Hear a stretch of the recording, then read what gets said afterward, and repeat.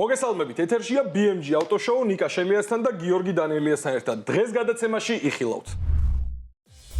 კლასიკური ავტომობილების ასაკობრივი ზღვარი 40-დან 30 წლამდე შემცირდა. რა ავტომობილების ჩამოყვანა შეგიძლიათ $5,000-მდე იაპონიიდან და $5,000-დან $10,000-მდე ამერიკიდან. წარმოგიდგენთ და განვიხილავთ ჩვენ ფავორიტ ელექტროავტომობილებს. დავითი და გოლიათის შერკინება. როგორი ავტომობილია ახალი Suzuki Jimny. Bye გვაცურებს. ოპა. სოფლიო რეკორდსმენი ქუთაისიდან ყველაზე სწრაფი BMW 435-ის მეპატრონე მამუკა ხაჭაპურიძე BMG ავტოშოუში. როგორც მოგეხსენებათ, კლასიკური ავტომობილის ზღვარი ასევე დაიწია 30 წლამდე. ამას ვემხრობი, ძალიან გვიხარია ორივეს. 40 წელს ზემოთ ავტომობილები ძალიან ბევრი არის, ძალიან ბევრი შემოვიდა, ძალიან მაგარი ივენთები ეწყობა ხოლმე, ძალიან კარგი გამოფენები ეწყობა ხოლმე და მივხვდით, რომ ეს ყველაფერი ძალიან მაგრად მუშაობს.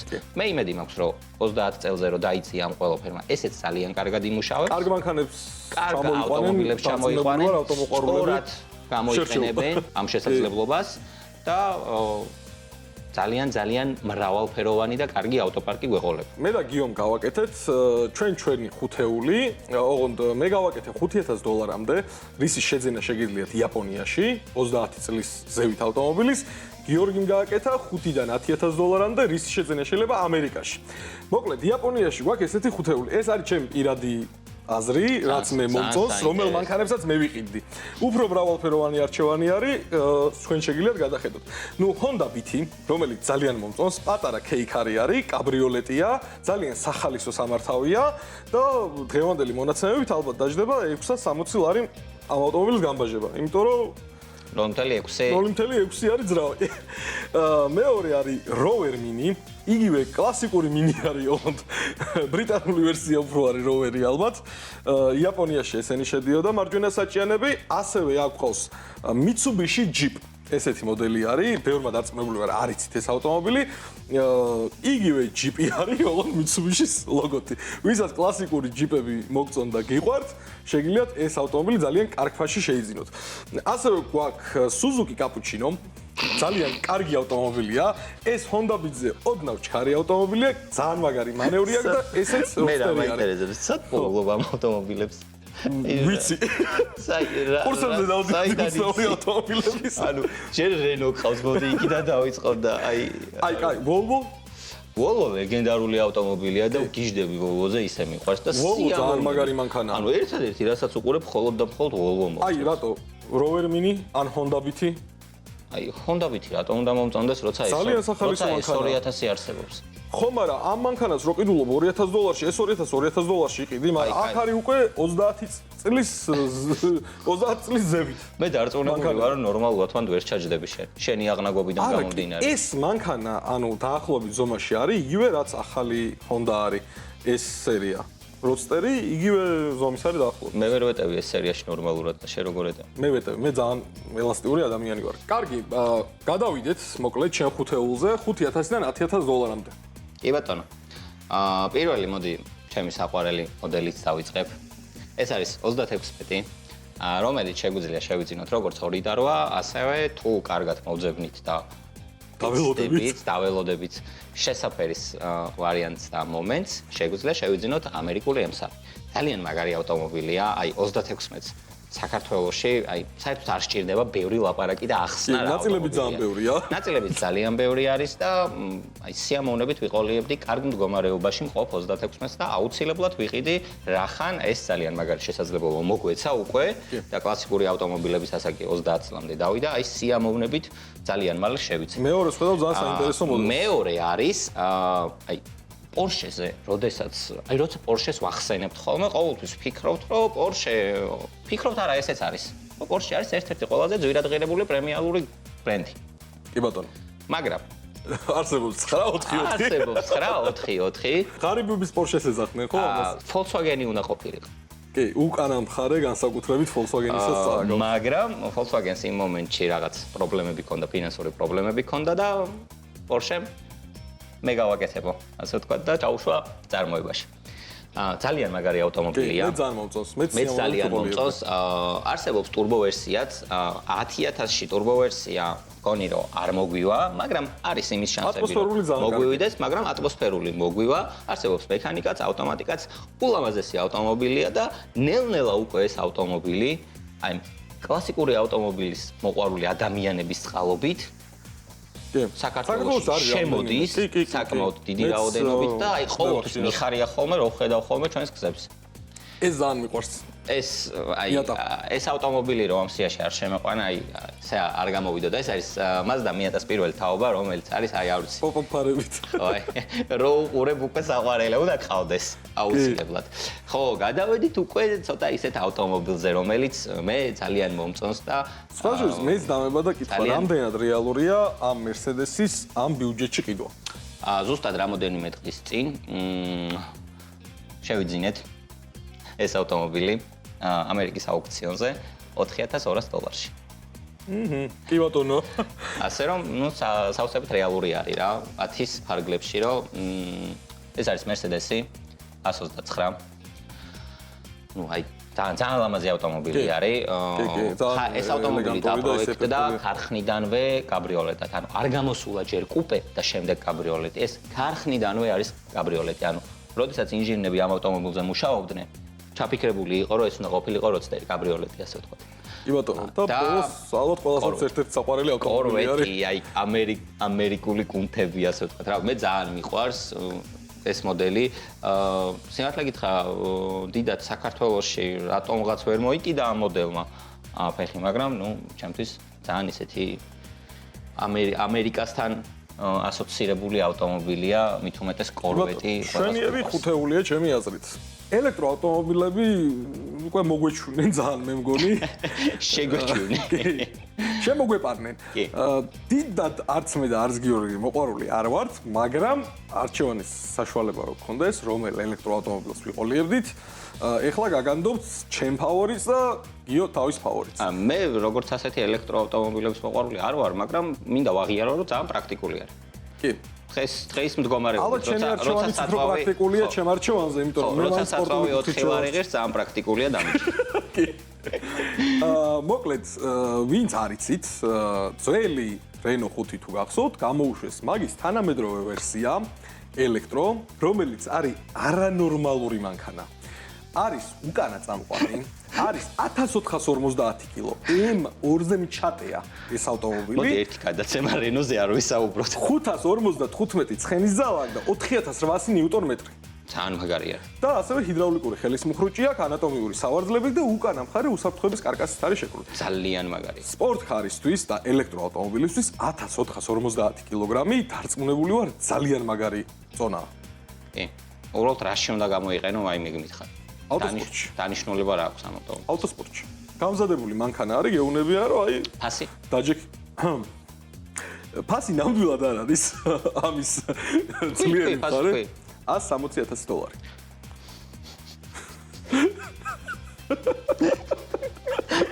ანუ არ ვიცი.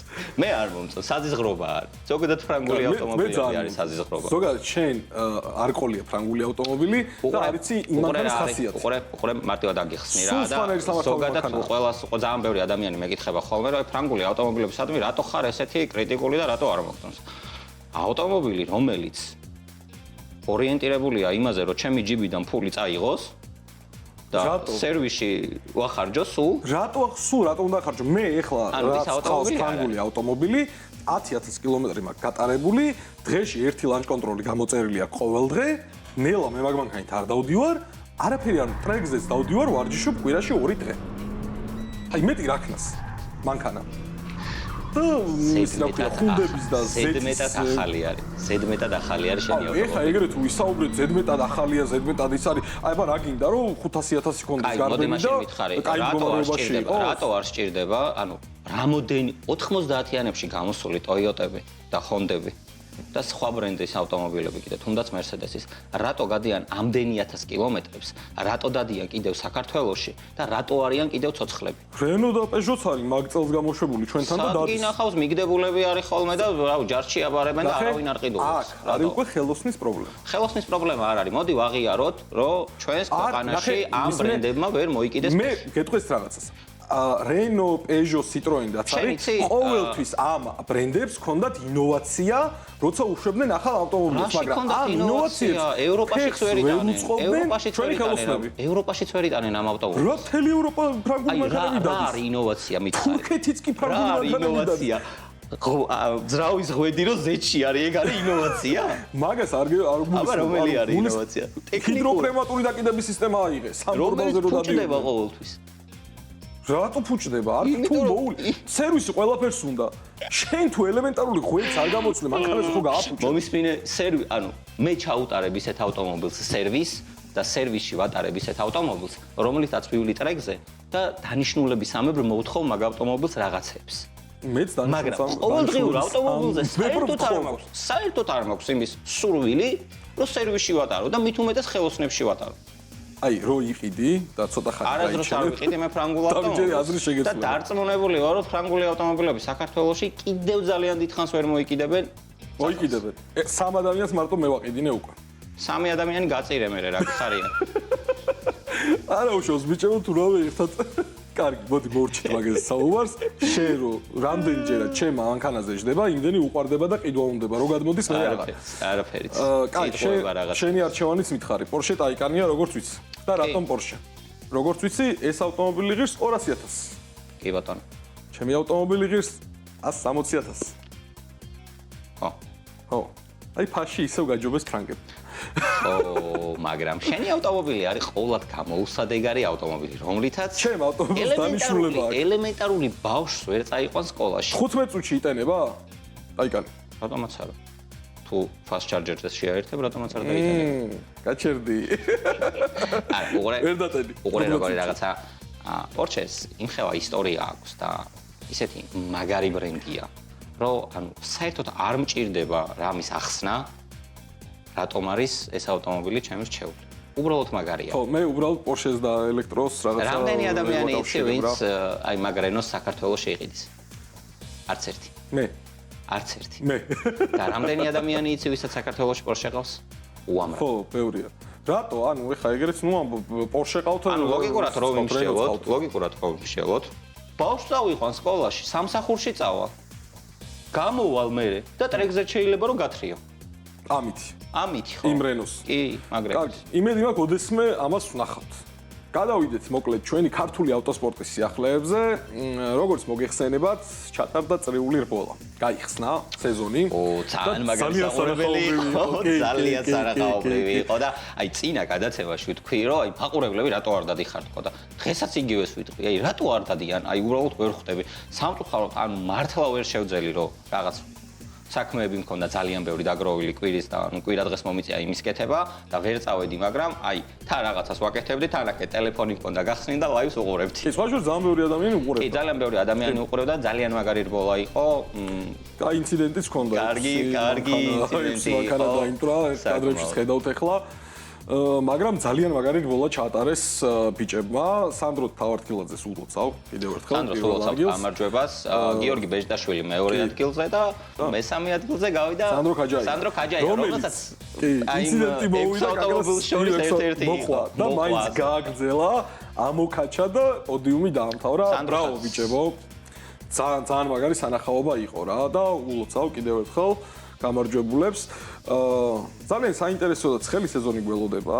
18-19 აპრილს იღებს წყვილთარბოლაც უკვე სტარტს და ძალიან კაი სანახაობა გელოდებათ.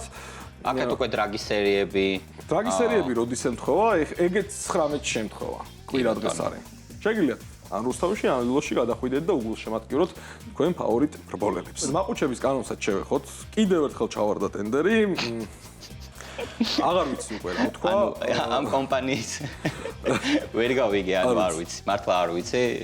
კიდევ რამდენიმე თვით ალბათ გადაიდება ეს ყველაფერი და იმედი მაქვს, რა ვიცი, საფულამდე. იმედი მაქვს, რომ გამოჩნდება საქართველოში ისეთი კომპანია, ვინც შესაბამის დანადგარის მოწოდებას შეძლებს. და ასე ვთქვათ, გავალთ ბოლოში და დავსტაბილურდებით, დავრეგულირდებით და აღარ ექნება არავის ის უსამართლობის განცდა რა. სულ მინდოდა Suzuki Jimny-ს გადაღება. აგიხდავთ. კი, და კიდევაც მინდოდა, სიმართლე რომ გითხრათ, ცოტა ძვირი ღირს ეს ავტომობილები, ცოტა და არასდროს ფასი არ უვარდება. არის? არა, არასდროს ფასი ამ ავტომობილს არ უვარდება. ღირს ის რაც უნდა ღირდეს? ბიჭო, აი ანუ გადაფასებულია თუ არა? $22,000 ღირს ახალი რა. ხო და ახალი მანქანისთვის ძვირი იდეაში არ არის, მაგრამ მაინც ცოტა მებეორე. მაგრამ შენ მეგანს იყიდიდი 22,000 მანქანზე. ძალიან კარგი სამართავი არის, ძალიან მსუბუქი სამართავია, სახალისო სამართავია, კარგად მოყვება და ეს პატარა ვიწრო რო არის, თან ასე ვთქვათ, ოფროადზეც არსად პრობლემებს არ გიქმნის. ეხლა მე მოინტერესებს ჩემთან რა გინდოდა. შენ დაგირეკე და რატო დამატeki იმ მანქანით მე არ ვიცი, ეხლა აი ფოტოზე ხედავთ სხვაობას. შენ მითხარი რომ ამ ორ მანქანას შორის ზომაში. ამოდი ოფროადზე შევეჯიბროთ. კი ბატონო. მეც მოვედი ოფროად, ნამდვილი ოფროადის ავტომობილით. ხო, ცოტა ზედმეტი მოგივიდა, ოღონდ Jimny-ს ხელა საბურავი ეყენა შენ მანქანას. არა უშავს. კი. როგორც ვიცი ახვედი, ხო? ჭილზე. ყველგან ავედი, სადაც მინდოდა რომ რამდენჯერ გადაყირავდით? არც ერთხელ. მე რომ მახსოვს რომ ორჯერ ჩავარდით. დაეცით ხო, ჩავარდით რამოდენიმეჯერ, მაგრამ ძალიან უპრობლემოდ ამოვიდა. მინდა გითხრათ, რთული სამართავი არის. ესეთ ტიპის ოფროად ავტომობილი, აი ძალიან მომზადებული ოფროად ავტომობილი და იქიდან გამომდინარე რომ მე ოფროადთან არ მქონდა შეხება, სიმართლე გითხრა რაღაც ნაწილში გამიჭირდა კიდევაც და თვითონ ავტომობილის მეპატრონეს ვთხოვე რომ დამჯდარი იყო საჭესთან. ანუ იმდენად რთული სამართავი არის და აი როგორც იცი, იქ სადაც ჩავარდით, მანქანაზე ბევრად კი, ანუ ახმისთვის კადრში როდესაც უყურებ, ძალიან რთულია. ვერ ხვდები, რამდენად ციცაბო არის და აღმართიან, სად მიდიხარ, მაგრამ როდესაც ავტომობილში ზიხარ და აი მიმოიხედავ ირგვლივ, აი მანდ უკვე შეგიყვარდა, ხო? კი. მოკლედ, ბევრი რო არ გავაგრძელოთ, მოდი ვნახოთ ახლა სიუჟეტი და მე უკვე ძალიან საინტერესო ინტერვიუთი დაგიბრუნდებით ქუთაისიდან. არის მანქანები, რომლებიც გადაადგილებისთვის იქნება და არის მანქანები, რომლებიც თავგადასავლებისთვის. დღეს თქვენს წინაშეა ავტოინდუსტრიის ერთ-ერთი ყველაზე უცნაური პარადოქსი. ეს არის Suzuki Jimny. უცნაური პარადოქსი ალბათ მისი ზომებიდან გამომდინარე. იმიტომ რომ ის ძალიან პატარაა, მაგრამ ზომას ხშირად შეცდომაში შევყავართ ხოლმე. მას შეუძლია ისეთ რთულ რელიეფზე თავისუფლად სიარული, როგორც ალბათ მასზე უფრო დიდი და მძლავრი SUV-ები ვერც კი იოცნებებენ. Jimny პირველად 1970 წელს გამოჩნდა. მაშინ ის იყო პატარა, თითქმის მინიმალისტური ოფროუდერი, შექმნილი იაპონიის მთიანი გზებისთვის. წლების განმავლობაში მანქანა იცვლებოდა, მაგრამ ერთი რამ რაც არასდროს შეცვლა, მისი იდეა. ეს უნდა ყოფილიყო პატარა, მსუბუქი და მაღალი გამოვლობის მანქანა, რომელიც ნებისმიერ გზას გაუძლებდა.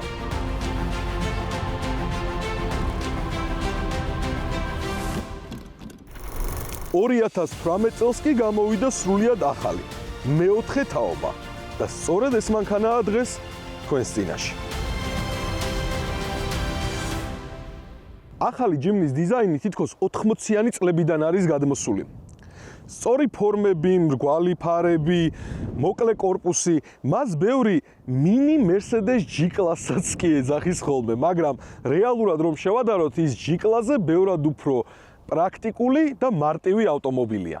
Jimny აღჭურვილია 1.5 ლიტრიანი ძრავით, რომელიც გამოიმუშავებს დაახლოებით 102 ცხენის ძალას და 130 მაბრუნ მომენტს. ციფრები შეიძლება დიდ შთაბეჭდილებას არ ტოვებდეს, მაგრამ ამ მანქანის მთავარი ძალა არა ციფრებში, არამედ მის კონსტრუქციაშია. Jimny კვლავ იყენებს ნამდვილ მაღალი გამოვლობის მანქანის არქიტექტურას, ანუ იგივე კონსტრუქციას, რაც ბევრად დიდ ოფროუდერებს აქვთ.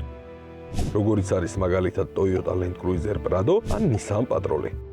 და მაინც, რატომ არის Jimny ოფროუდში ასეთი კარგი? პირველ რიგში უნდა აღვნიშნოთ მისი მოკლე ბაზა. ასევე წინა და უკანა საბურავებს შორის დაშორება არის 2250 მმ. და მთავარი წინა საბურავს და წინა ბამპერს შორის იკვრება 37 გრადუსიანი კუთხე, ხოლო უკანა საბურავს და უკანა ბამპერს შორის იკვრება 59 გრადუსიანი კუთხე. ეს რას ნიშნავს, რომ თითქმის შეუძლებელია ის მიწა შეეხოს. ჯიმნის გარშემო მთელი კულტურა ჩამოყალიბდა. ოფროუდის მოყვარულები ხშირად აყენებენ ლიფტ-კიტებს, დიდ საბურავებს. ზოგი ჯიმნი 35 ინჩიან საბურავებზეც კი დადის. ჩვენ ახლა ველოდებით დანოს, რომელსაც უთხარეს რაღაცა, რომ ძალიან საინტერესო ავტომობილი მომყავს თქო და ეს არის ოფროადის ლეგენდა თქო და რამე საინტერესო მანქანა შენ წამოიყვანე თქო და პატარა ტესტი ჩაუტაროთ ამ მანქანებს თქო და საინტერესოა რითი მოვა. ჯერ არ ვიცი ოღონდ. რაღაცა ხმები ისმის. არა. არა, ნორმალური.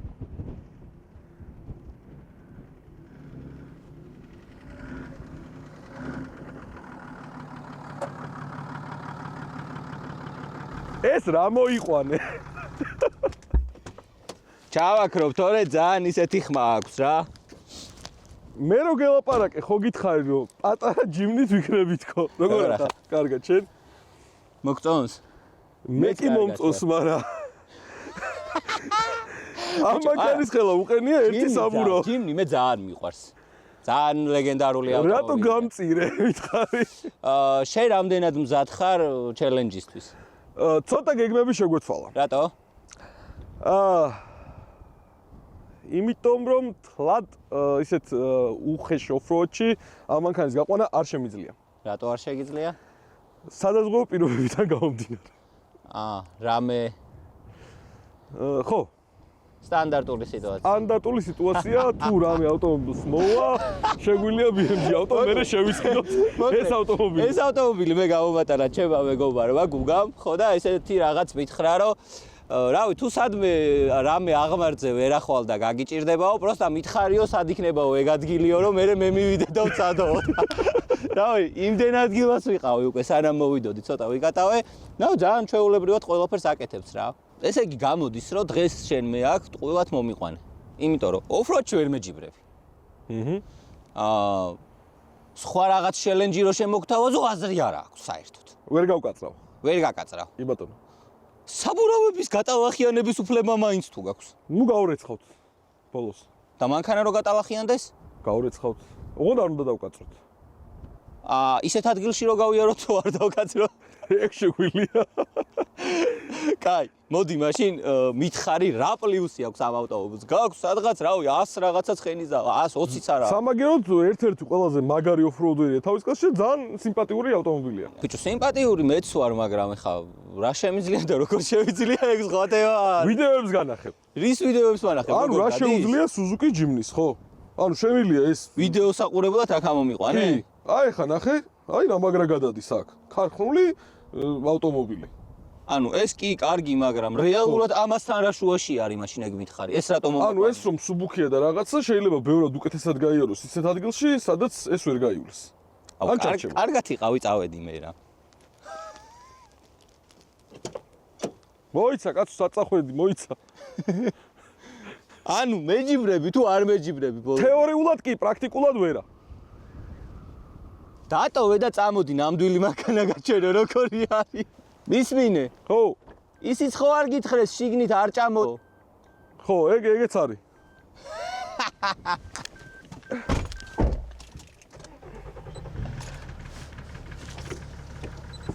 მოდი კიდე ერთ ჩელენჯ შემოგთავაზებ. რა ჩელენჯი? ერთმანე ჩავაბად და რომელი გაკაჩავს.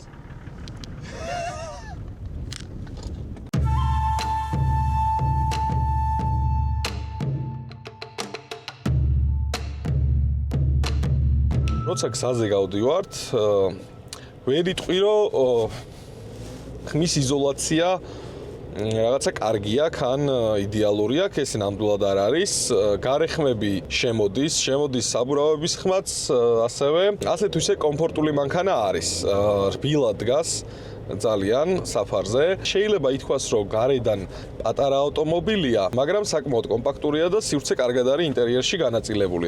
მისი ოთხკუთხედი ფორმების გამო ფართი გვაქვს საკმარისი ინტერიერში. რაც შეეხება თვითონ ამ კონკრეტულ მოდელს, სავარძლების გათბობაც აქვს, მულტისაჭი გვხვდება, ესეც რა თქმა უნდა ძალიან კარგია. აქ რა თქმა უნდა კრუიზ კონტროლიც.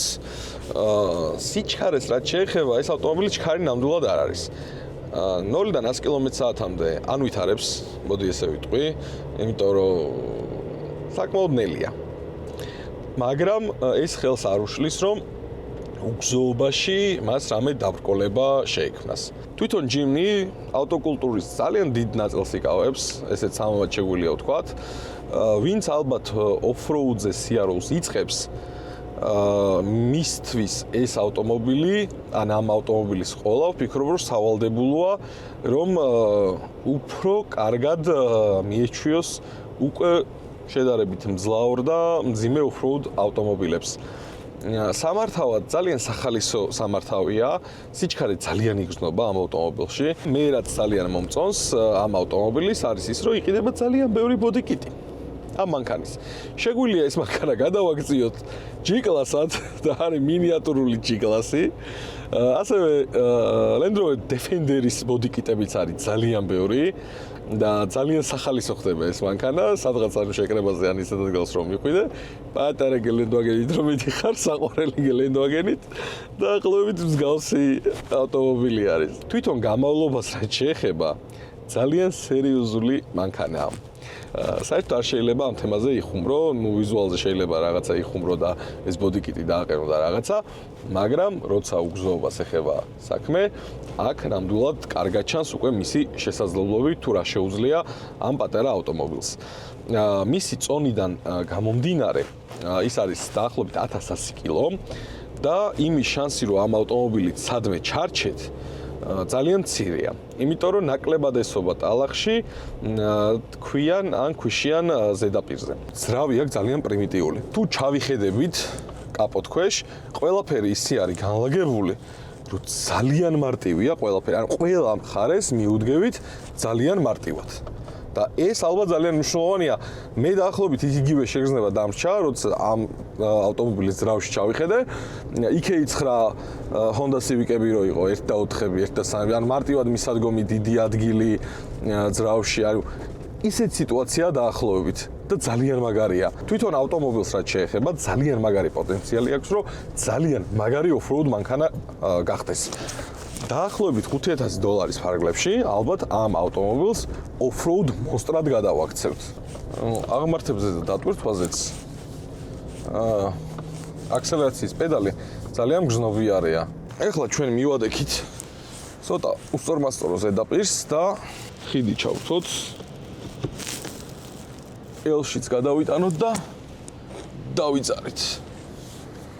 ნახოთ პატარა ჯიმნი როგორ გაივლის ესეთ უსწორმასწორო ზედაპირებს.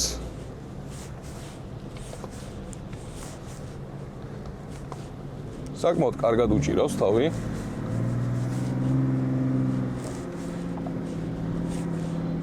დაუღნიშნო. შეიძლება ეს ბევრი მომზადებული მანქანისთვის ისეთი არაფერი არ იყოს, მაგრამ ქარხნული ავტომობილისთვის არ ვიცი, ბრავო. ჯიმნის. საოცარი ავტომობილია. ამით აი უბრალოდ რო გასართობად გახვიდეთ ხოლმე, შაბათ-კვირა, ესეთ ცუდ რელიებზე ძალიან ისიამოვნებთ. ან თუნდაც off-road შეკრებებზე, გასვლებზე წესით ძალიან გაერთობით, იმიტომ რომ ეხლა მე აი აქ რო დავდივარ, შეიძლება ძალიან რთული და ისეთი ზედაპირები არ არის, მაგრამ ძალიან გასართობი არის, მინდა ვთქვა. ცოტა რთული რელიეფია, მაგრამ შვენიურად უკლავდება ჩვენი პატარა Suzuki Jimny ამ ყველაფერს.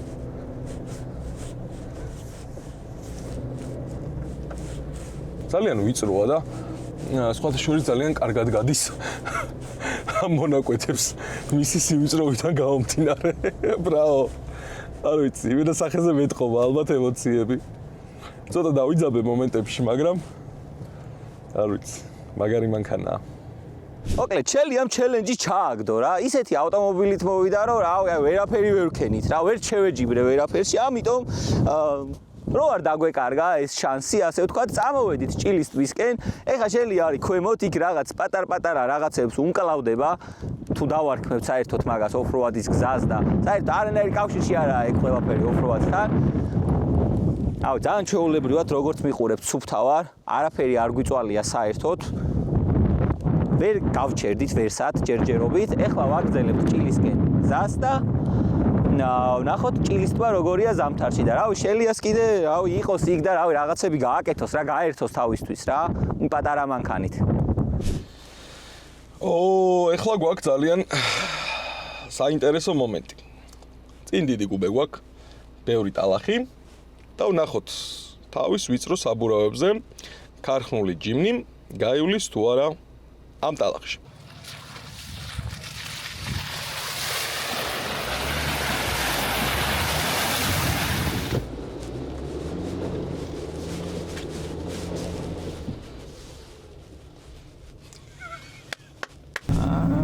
Bye გვაცურებს. ოპა. შელია ისევ არ ჩანს. ეხა ამოვედი ჭილის გზაზე რომ მაგიდები არის, ალბათ ვინც დადიხართ აქეთკენ გეცოდინებათ სადაც არის. რა ვიცი, კიდევ არ ჩანს და ვერც ურეკავ, იმიტომ რომ ჩემი ტელეფონი აღარ იჭერს უკვე აქ რა. სად არის ნეტა რა შვება ან როგორ დადის იმ მანქანით, მაგარი საინტერესოა. რაც შეეხება ამ ავტომობილს აუ სიტყვებით ვერ ავხწერ, იმდენად კარგად ვერთობი და იმდენად სასიამოვნო არის ეს ყველაფერი რა. ესე რომ რა ვიცი, ოფროადი საინტერესო ყოფილა რა. პირველი გამოცდილება არაა ჩემთვის, მაგრამ საინტერესო ყოფილა. კაი, გავაგრძელოთ ჩვენ გზა და რა, ის გაერთოს იქ რა. თავისი პატარა ავტომობილით. ისე ვარდისფერი რო იყოს ეგ ავტომობილი, მე მგონი უფრო ლამაზი იქნებოდა.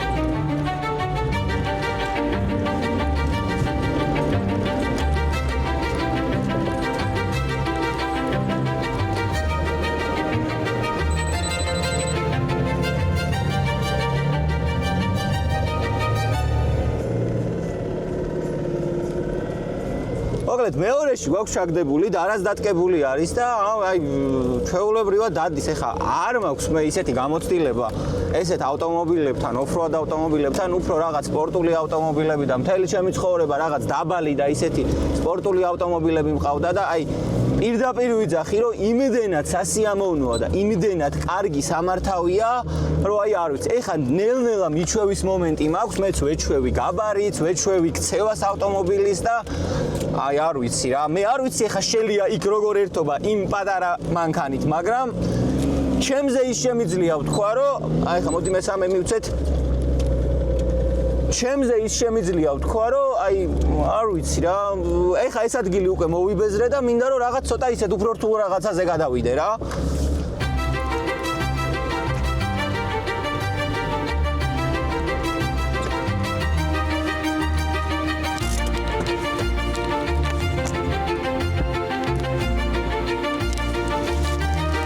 ჭილამდე მოვედით და შელია ისე არ ჩანს. მოკლედ, რა ვიცი, ჩემი აზრით ამ ავტომობილმა ჩააბარა ყველანაირი გამოცდა დღეს და ძალიან კარგი გასართობი არის. აი შელია როგორ ერთობა არ ვიცი. ამიტომ აქედან მოვიკითხავ შელოს. შელო, იმედი მაქვს კარგად გაერთე შენც და რა მე ყველანაირი ემოციისგან დავიხარჯე და ააწყეთ ესეთი მაგარი პროექტები და უბრალოდ ბედნიერები იყავით. შელია, აბა თუ მაგარი ხარ, აქ ამოდი. მოკლედ შელიას ვიწევ ჩელენჯი. აქ უნდა ამოვიდეს ნებისმიერი ცენტრის ავტომობილით. თუ მაგარი ხარ და თუ ქარხნული ავტომობილები ესეთი კარგები არიან, რა ვიცი, შელო ამოდი რა. მოკლედ, ქუთაისში რო ვიყავით, ძალიან საინტერესო ადამიანი ჩავწერეთ. ეს არის მამუკა ხაჭაპურიძე. ოქროსფერი 425-ის მეპატრონი. ეს ოქროსფერი 425 არის მსოფლიო რეკორდსმენი დღესდღეობით და ყველაზე ჩქარი 425. ასევე თუ ვინმე სურვილი ექნება რომ მამუკას გვერდში დაუდგეს, მამუკას ავტომობილზე ძალიან ბევრი ადგილი არის სპონსორებისთვის, ასე რომ არ არის პრობლემა ეგეთ. კარგი, მოკლედ დღეისათვის სულ ეს იყო ჩვენ დაგემშვიდობებით და გიტოვებთ ინტერვიუს მამუკა ხაჭაპურისისთან. მამუკა, საიდან დაიბადა ის იდეა, რომ დრაგსტერი უნდა აგეწყო, ესეთ სიმძლავრეებამდე უნდა მისულიყავი და როგორ დაიწყო ეს ისტორია? რეალურად ეგ მანქანა ვიყიდე ჩემთვის რა, მომწონდა სუნდა. როგორც ასეთი რომ დრაგსტერი ყოფილიყო ეს მანქანა რომ ასე უნდა გამექცია, ასე უნდა გამეკეთები, ამის გათვლა არ მქონია არასდროს. უბრალოდ რო გავაკეთე, სულ მყავდა ჩქარი მანქანები რა, ადრეს მყავდა შეიძლება განაგონიც ყოლეთ, გასტურბო მყავდა მე, დათო მამიწყო ქაქაშაძე. კი, მახსოვს. ეგ მანქანა მე იქედან ტურბოს გემოგავიგე. აქეთ ეს მანქანას რო ვიყიდე და ნელა და აქეთ გიგა ჟორჟოლიანი გეცოდინებათ. რო ჩამიწერა სტეიჯი, გავედი ბანზე, გავიარე, გამოვიარე და იცი რომ გამსწრევი არ გამოილევა. მე მეტი ცხენის მომატება მომინდა რომ უფრო ცოტა მაღალ კლასში გამოსულიყავი. მე კიდე მომინდა ამასობაში დრაგი მოვიდა. დრაგზე გამოუცადე ეს მანქანა რას იზამდა. ჩავედი თუ რა გამომშვენ პრო აბსოლუტ კლასში. სულ სტოკად ვიყავი რა, არც ტურბო შეცვლი არაფერი და ასე რომ თქვა დავიჩაგრე. რო დავიჩაგრე ახლა მეორე დრაგისთვის უკვე მანქანა მოვამზადე. აქეთ მევამზადებ, იქით სხვები ამზადებენ და უკვე კონკურენციაც წამოვიდა. კონკურენცია წამოვიდა. ნელა და უკვე მივედი ტურბოს შეცვლაზეც. ტურბო შევცვალე, ძრავი სტოკი მქონდა და ძრავი უკვე რომ მივიდა პიკზე, გაფუჭდა. ანუ ამ N55-მა ვეღარ გაუძლო ამ დეცნებას. ანუ რო ჩამოვიყვანე ეს მანქანა, ეს ძრავი არც გამიხსნე, არც დამისერვისებია, პირდაპირ გავაგზელი ამის კეთება. ძრავი რომ გაფუჭდა, ავდექი და შატუნი შეუცვალე, რომ თავი დავიზღვიე და შატუნი რაღაც შევცვალე, ახლა ვიფიქრე რომ მოდი ეს შეცვლილება, მოდი ახლა ტურბოს გავზრდი. ტურბო გავზარდე უკეთესი შედეგები დადო. ასე ნელა გადავიდა კაროფკაზე, გადავიდა დიფერზე, ყველაფერი და მივყევი და დღესდღეობით მოსული ვარ უკვე ამ დონეზე. ეხლაც კიდე იმ მანქანის სამზადიში ვარ, რომ რაღაცა შეჯიბრებები გვინდა ბიჭებს ერთმანეთში მოვაწყოთ და ვემზადებით რა მანქანითაც მეც ჩართული ვარ იქეთ ის ბიჭებიც ჩართული არიან და სულ მალე ახლო მომავალში გამოჩნდება ყველაფერი. როგორც კი ცოტა ამინდები გამოვა და მოჭიდება გაჩნდება საფარზე, ნელ-ნელა უკვე დაიწყება ეს დახურულ ავტობანზე ესე დაუძახოთ. დახურულ ავტობანზე ასე დაუძახოთ, კი ქუთაისში აი ავტობანი გვაქვს სამაგისოთ. მე გაგებული მაქვს რომ კარგ დროებს წერსო ქუთაისის ბანიო თბილისის ბანთან შედარებით. რამდენად რამდენად მართალია იქ ფაქტი. ნახე რა ხდება, ავტობანი არ არის ისე გაცვეთილი, აი როგორც წეროვანზე მაგალითად. წეროვანზე ნამდვილად არის, იმიტომ რომ ბევრი ისეთი ტალღები ესეთი დატალღული არის ერთი-ორ ადგილას, სადაც ყველა მიცი და არც ვაჭერთ და გვაქვს ძალიან სწორი ადგილები, სადაც უსაფრთხოდ შეგვიძლია დავაჭიროთ, როცა გაცარიელდება ავტობანი და პრობლემა არ აქვს რა. ასევე დაკეტილი ავტობანიც არის ჩვენთან, სადაც შეგვიძლია შევიდეთ და დავაჭიროთ. კი. აი წეროვნის ავტობანზე, დახურულ ავტობანზე, მოდი ესე დაუძახოთ, მინდა ის თქვა, რომ უკვე საკმაოდ ცუდ მდგომარეობაში არის საფარი და ესეთ სიმძლავრეებზე უკვე ცოტა შეიძლება ითქვას რომ საშიში. ბოლოს ჩავედით თბილისში რომ ვიყავით ჩვენ ბიჭები და იქ წეროვანზე შევხვდით რაღაცა, ძალიან გაგვიჭირდა რა. მოჭიდების თემა ძალიან გაგვიჭირდა. პირველ რიგში მოდი ისიც ვთქვათ, რომ ძალიან ცუდია, როდესაც ესეთ მაგარ პროექტებს ვაწყობთ. ამდენი ადამიანი დასავლეთშიც, თბილისშიც, ყველგან მთელი საქართველოს მასშტაბით ავტოსპორტი, ყველას ძალიან გვიყვარს, ამდენ შრომობთ ბიჭები და არ გვაქვს ერთი ნორმალური დრაგსტრიპი. სადაც შეგვიძლია რომ ეს ყველაფერი ჩვენი გართობა უსაფრთხოდ ჩავატაროთ, ასე ვთქვათ, ყველაფერი. ნუ ამაზე მე იმედი მაქვს, რომ ოდესღაც საქართველოში დრაგსტრიპი გვექნება, ეხლა კი ნუ შენს ავტომობილზე მინდა რომ რამოდენიმე კითხვა დაგისვა. მოკლედ, როდესაც მიხვედი იმ ეტაპზე, რომ უკვე ეს N55 მორჩა, მე როგორც ვიცი, შეცვალეთ თავიდან ბოლომდე ბლოკი. კაი, გეტყვით მაგას, იმიტომ რომ ძალიან ბევრს აინტერესებს რა დევს მაგ მანქანაში. კი. დღესდღეობით იმ ეტაპზე ეს მანქანა რომ ქვედა ხარი, ანუ რასაც ნის რასაც ვეძახი, ანუ ბლოკი კალენვალი, ანუ ღერძი, რაც არის S55-ის, M3-M4-ის, კი. შატუნები მაქვს, მაქსპიდროდის შატუნები მიწვია. პორშინი დღემდე მქონდა სტოკი, უკვე კოვანსოდებ პორშინს რო უკვე სიმძლავრე გამოლია მაგანაც ზედა მხარე რაც შეეხება გალოვკა რასპრედლები და ზედა მხარე თუ რამე არის მაგ მანქანაზე დაგებული არის N55-ის არის სტოკი არანაირი გაჩარხული რასპრედვალია ჩვეულებრივად სტოკია აწყობილი ტურბოს რაც შეეხება მიყენია ტატოსანა ნაყიდის ხოთაშორის მაგ ტურბოც G42 ტურბო აყენია რაც შეეხება საწვავის სისტემას DI სისტემა თავისი აქვს ეს რაც ქართულად მოყვება და დამატებული მაგ კიდე 6 მქონდა და დღესდღეობით კიდე 6 დავამატე. ნასოსზე ერთ საუბარი. არა, ინჟექტორები. ინჟექტორებზე არის, ფარსონკებზე საუბარი. 6 მაღალი წნევის ინჟექტორი აყენია ამ წუთში ჩემ მანქანაზე და 12 აქედან ვაფრთხო კიდე. ჩემი ხელით ავაწყე, ანუ ბაკში ატლივი გავაკეთე, სადაც ნასოსები ჩადგა და ნუ საწვავის სისტემა ამით მოვაგვარე რა. ყველაფერი ჩემი ხელით აწყობილი, ამ მაღაზიაში ვიყიდე, რაც მჭირდებოდა. ეს ფიტინგები იქნება თუ რაც ყველაფერი აქედან წაღებული და ველოდები ახლა კიდევ ახალ შედეგს რო დავდო, ანუ დროები რო გავაუმჯობესო, დროები რაც ახლა ვიარე შეგნებულად არ ვახმაურებ, ყველაფერი. არ თქვა, საიდუმლო დავტოვოთ. შედეგ გამოჩნდება, იმიტომ რომ მიწევს უკვე ძირითადად კვადრო მანქანებთან დაჭერა და ძალიან მებრძვი აი ამ მოჭიდებას. შენი არის უკანა წამყვანი და ნუ უკანა წამყვანზე როგორც ყველამ ვიცით, ძალიან პრობლემურია რა, მოჭიდების პრობლემა გვაქვს. 160-მდე მაქსიმალურ ძალას ვერ ვიყენებ.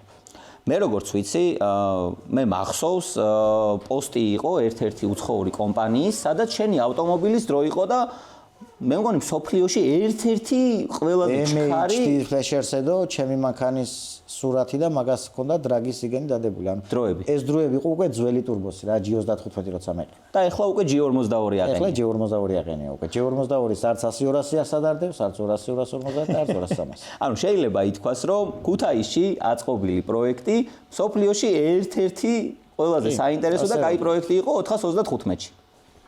კი.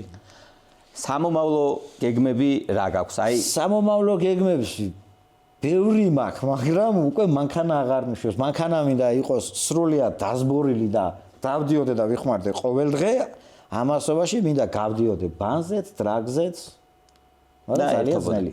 ხო არ ფიქრობ, რომ კვადროზე გადახვიდე, აი მაგაზე რა აზრის ხარ? გადაწყვეტილი მაქვს, გავაკვადრო, მაგ მანქანა არც მაგის პრობლემაა, ორი დღის საქმეა ჩემთვის და ნახოთ. მოვლენები რას იზამს. ან გამოვალ დრაგზე, კვადროთი, ან აღარ გამოვალ უკანა ვედუში. უკანა წამყვანით მე მგონი რომ მაინც მოჭიდების პრობლემა ყოველთვის გვექნება, იმიტომ რომ კი, იქ ასფალტის გაფუჭდა უკვე. კი, ბიჭებიც უკვე ტატო აგერ ჩულუქზე გადადის, შოთაც ფიქრობს, ჯერ ტატოსაც გავტესტავთო და მე შეიძლება გადავიდეო მე ჩულუქზეო. შოთამაც თავის მანქანა ხა დრაგს მოარგო.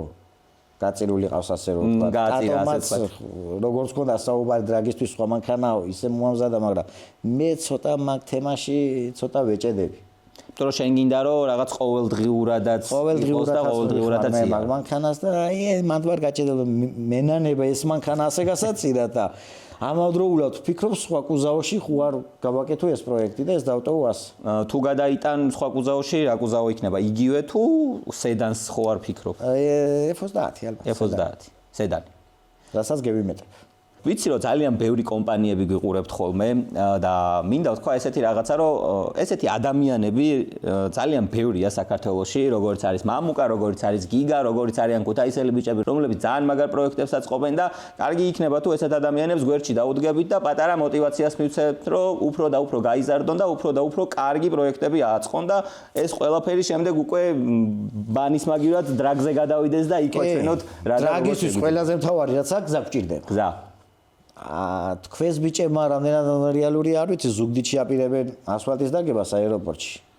ეგ ძალიან მაგარი იქნება. იქ მანძილიც კაია, საჩერებელიც კაია, უკვე მანქანები ყოველ დრაგზე უკვე ჩქარდება და ჩქარდება. და ყველა შევჩერები ვართ, ერთი გამოსასვლელი დრაგი გვაქვს, გამოვალთ ყველა იქ წვალობთ, აბა იგი სად მოეჭიდება, აბა სად მოეჭიდება, მე ვერ ვეჭიდე და არის ეს, მაგრამ მეტი გასართობი არაფერია, მაინც მიდივართ იქ. მამუკა, ძალიან დიდი მადლობა ინტერვიუსთვის. მე წარმატებებს გისურვებ და იმედი მაქვს, რომ კიდე და კიდე უფრო გააუმჯობესებ შენ შედეგებს და უკეთეს პროექტებს აწყობ. ამიდები რო გამოვა, დროებსაც დავდებ. ოღონდ ზაიზდის მე. წარმატებებს გისურვებ. გაიხარე.